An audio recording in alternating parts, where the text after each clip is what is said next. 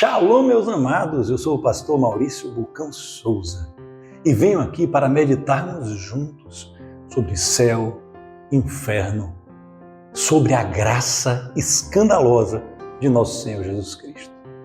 Eu acho que muitos de nós paramos para pensar e muitas vezes determinar quem vai para o céu, quem vai para o inferno. Ei, pare de beber, senão você vai para o inferno. Ei, olha, largue essa religião aí, senão você vai para o inferno. Ei, você casou de novo? Você vai para o inferno. Gente, acho que ensinaram o evangelho errado para a gente desde que a gente nasceu. Porque hoje a gente vai ter um contato com a graça escandalosa de Jesus. Talvez essa palavra aqui te escandalize também. Assim como pode me escandalizar. Mas não importa o que eu acho, não importa o que você acha.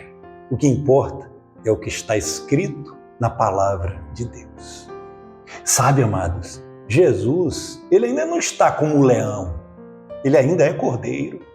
Mas ele voltará como leão, ele voltará para julgar, ele voltará para separar o trigo do joio ou o joio do trigo. Ele virá para determinar aqueles que vão herdar a vida eterna com ele e os que vão herdar a vida eterna no inferno.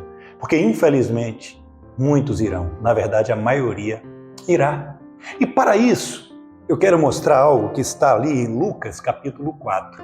Sabe, eu já preguei aqui e já falamos, já meditamos juntos sobre uma hora que Jesus, ele retorna para Jerusalém, onde ele foi criado, né? E ali, gente, ele vai...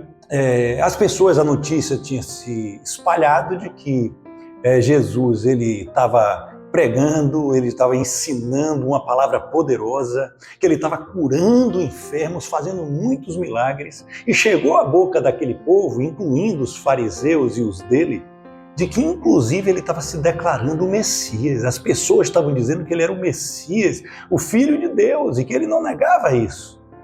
E aí as pessoas já estavam muito curiosas com isso. E Jesus vai voltar àquela cidade onde ele tinha amigos íntimos, gente. Sabe? Quando a pessoa não trataria ele como um mestre Jesus, trataria como um amigo, o irmãozinho humano deles, Jesus, porque eram amigos íntimos. O filho da Maria, o filho do Zé, as irmãs, não eram esses aquele que tinha aquelas irmãs, aqueles irmãos da comunidade? E Jesus estava voltando para esse meio. E ali, ele vai entrar na sinagoga num sábado e vai ler o livro de Isaías, que vai dizer assim, que o Espírito do Senhor está sobre mim. Ele me ungiu para proclamar a boa nova, ou seja, o Evangelho, aos pobres, para curar os cegos, para dar vista aos cegos e proclamar o ano aceitável, o ano da graça do Senhor. Mas é interessante quando ele fecha o livro e ele diz que, na verdade, o pergaminho, né? E ele diz assim, olha, hoje se cumpriu. Ali aqueles religiosos não queriam aceitar isso e estava programado para o Messias chegar naquela época e eles se escandalizaram de Jesus. Eles se escandalizaram em Jesus. Mas agora eu quero que vocês vejam o que está no Evangelho de Marcos. Perceba aqui, está em Marcos capítulo 6. Mas antes...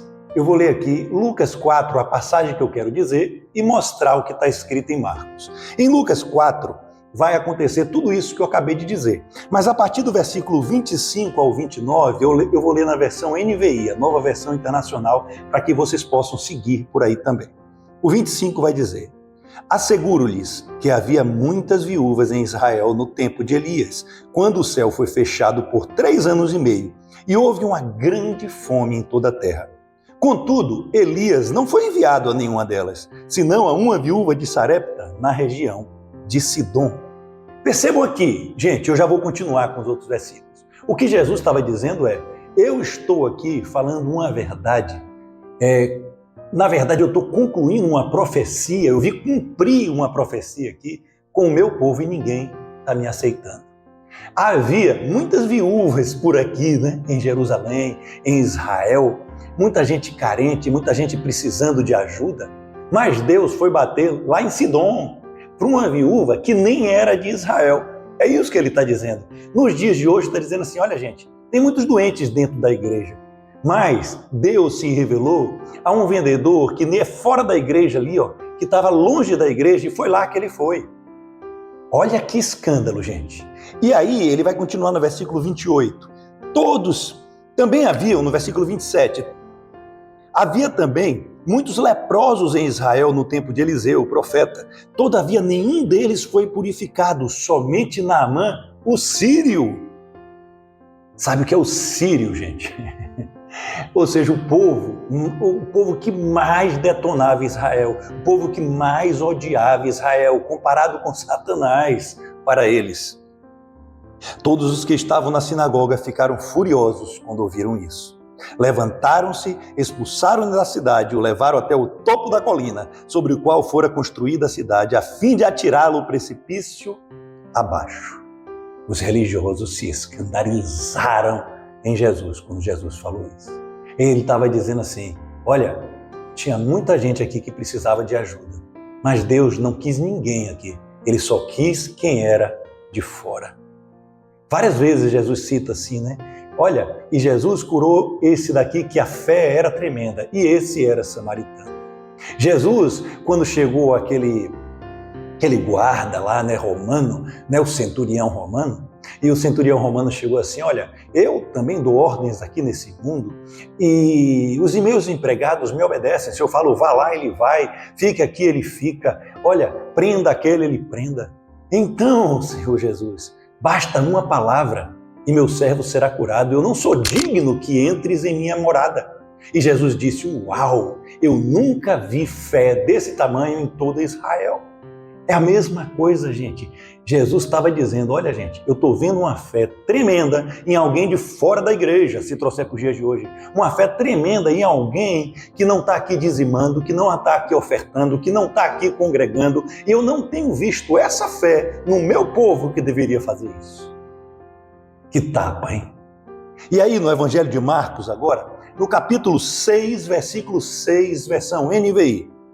E ficou, aqui é Jesus dizendo, depois dessas coisas aí que eles se escandalizaram em Jesus, a palavra vai dizer, e ficou admirado com a incredulidade deles. Em algumas versões vai dizer assim, ó, e ele ficou indignado com a incredulidade deles. Então Jesus passou a percorrer os povoados, ensinando. Por quê? Porque não importa os ataques, não importa, a gente fica indignado com eles, a gente fica admirado com a incredulidade dele, mas o trabalho continua. Não importa se você está sendo perseguido, não importa se estão mentindo a seu respeito, não importa se está tudo dando errado, a gente continua feliz pregando o Evangelho de Cristo. E é isso que Jesus fez. Tem dois escândalos aqui. O escândalo dos religiosos em Jesus e o escândalo de Jesus para com eles. Quem você acha que está certo? O primeiro escândalo dos religiosos em Jesus é porque eles não queriam aceitar o Messias. Eles não queriam perder essa pomposidade deles. Eles estavam invejosos de Jesus. Sabe quando Jesus te levanta? Você está pregando o Evangelho e as pessoas estão sendo transformadas? Sabe você, pastor, que está na palavra de Deus, que não aceita suborno, que não engana ninguém, que não vende o Evangelho de Jesus Cristo, que se mantém na palavra de Deus? E muitos vão inventar calúnias a seus respeitos. Por quê? Porque eles se escandalizam em você, porque eles não querem perder essa pomposidade deles e eles perdem, porque o Evangelho de Jesus é limpo. Mas o segundo escândalo que eu quero dizer, e que faz parte das perguntas que eu fiz inicialmente, quem vai para o inferno? Como a gente pode definir? Ei, você aí que bateu em minha porta de manhã, num domingo, 7 horas da manhã, e está ensinando um evangelho errado, onde não diz que Cristo é o Senhor Deus. Você vai para o inferno. Ei, você que adulterou, você vai para o inferno. Ei, você que casou novamente, você vai para o inferno. E Jesus se admirou deles, se escandalizou deles. E ele vai dar dois exemplos. Ele vai dar um exemplo, amados, que fala de uma viúva que recebeu Jesus lá. E depois ele vai dar um exemplo de Naamã. Essa viúva era de Sarepta de Sidom. Sabe o que ela era? Ela era descendente de Cã. Ou seja, tinha uma maldição nessa família imposta por Noé. Mas Jesus foi lá. Fala que o profeta Elias bate na porta e diz assim, me dá um pouco d'água. Ele nem tinha pedido o bolo. Ela, gente, olha, ela podia ter ficado quietinha, eu acho que eu ia ficar quietinha. Ela falou, não tenho, olha, eu não tenho bolo, não tenho comer, só vou fazer aqui o que eu tenho, pouca farinha que eu tenho, para fazer um bolo, para comer eu e meu filho e esperar a morte. Aí Eliseu fala, faça primeiro o bolo para mim. Ou seja, ela recebeu Eliseu como o próprio Deus naquela casa. Olha a fé dessa mulher, ela só tinha para fazer para ela e ela deu tudo para Deus. Que fé é essa? Eu não sei se eu faria isso. Você faria isso? Pensa um pouquinho. Eu só tenho isso, vou dar tudo para Deus. Olha a fé dessa mulher. Então, o escândalo aqui é a falta de fé. Olhe bem, gente, a fé de dois pagãos, a fé de duas pessoas que não estavam no meio religioso. E ali, cara, a gente pensa assim, o povo que deveria ser o exemplo de fé, porque aqueles fariseus representavam muitos ensinadores, muitos pastores, muitos padres de hoje em dia. Alguém que devia ter mais fé era alguém que estava negando a fé. E um povo que nem devia ter fé, que era o povo de fora, era o povo que estava mais admirando a Deus, era o povo que estava mais glorificando a Deus, com a fé que eles tinham tremenda, gente. Essa viúva entregou tudo que tinha. Mas mais escandaloso é Naamã, porque Naamã, um sírio, ele confia no profeta, tem alguma dúvida, mas ele vai lá, mergulha no rio Nilo, 7 vezes, um rio podre, um rio sujo, e ele é curado. Aí ele chega para Eliseu e diz assim, deixe-me levar 2 mulas de terra daqui. Por que ele diz isso? Porque o Deus de lá era Rimon, que eles tinham que se ajoelhar. Quando ele leva a terra de Israel, ele está levando a terra do território do Deus Yahvé, que é o nosso Deus, Yahweh, o Deus soberano, o único Deus que existe. Mas existem demônios territorialistas. Lembra de Daniel? O Senhor vai dizer, a gente já ouviu sua oração. E por isso, gente, eu mandei o arcanjo Miguel ir guerrear contra o príncipe da Pérsia. Ou seja, o Gabriel veio trazer a notícia que a bênção dele estava retida com o príncipe da Pérsia, ou seja, com um demônio que tem lá. E o demônio que tinha ali era Rimon. E aí ele fala assim, agora eu vou levar essa terra do território do Deus Yahvé e só me ajoelho dele. E só existe um Deus agora, que é o Deus Yahvé, e só ele prestarei culto, um sírio. Mas ele chegou para Eliseu e disse, mas é o seguinte, eu vou ter que me ajoelhar lá e as pessoas vão pensar que é para o Deus Rimon. Sabe, eu preciso fazer isso, senão eu vou ser morto, senão eu vou ser expulso. Mas no coração eu sei que só existe esse Deus e é por isso que eu estou ajoelhando nessa terra. Se fosse pra gente, a gente diria, não tem jeito, Deus é ciumento, Deus não aceita isso. Sabe, alguém chega, olha, gente, eu tenho aquela estátua em casa ali, mas não representa nada não. Quebra isso, senão você vai para o inferno. Não é assim que a gente responde. Sabe o que Eliseu respondeu para ele? Shalom, vá em paz. Peraí, mas eu vou me ajoelhar para o Deus Rimon, mas não representa nada, porque eu só tenho o Deus Yahvé. Vá em paz. Shalom. O que eu quero para dizer hoje para vocês, para finalizar, é isso. Se alguém chega para você, será que eu vou para o inferno porque fiz isso, porque fiz aquilo? Cara, não force o evangelho. Existem 2 fases na vida da gente. Salvação e santificação. Eu não estou dizendo que é para você agir como ele e ser um cristão de aparências. Olha, eu estou aqui servindo a Deus, mas eu posso fazer isso. Olha, eu estou bebendo com os amigos. Olha, eu posso adulterar. Virou um oba-oba. Eu escandalizei, porque a graça de Jesus perdoa tudo. A graça de Jesus realmente perdoa tudo, mediante o arrependimento. A palavra de Deus vai dizer, aquele que se arrependa e deixa, alcançará a misericórdia. Mas você foi salvo e no início você não sabia tanta coisa. À medida que o conhecimento vem, porque aquele que começou a boa obra é que terminará, não sou eu, não é o pastor, não é ninguém, é Deus, é Jesus Cristo que terminará a obra em você. Então não impute no seu irmão a mesma medida de conhecimento que você já tem na sua santificação, quando nem salvo ele foi. Quando alguém chegar e for um espírita, e for um religioso de outra religião, uma pessoa alienada numa religião que não encara Jesus como Deus, não diga logo que ele vai para o inferno, porque ele não vai entender. Você fala assim, olhe bem, vá em paz, ore a Deus, e Deus vai começar a revelar devagarinho, amado. Sabe?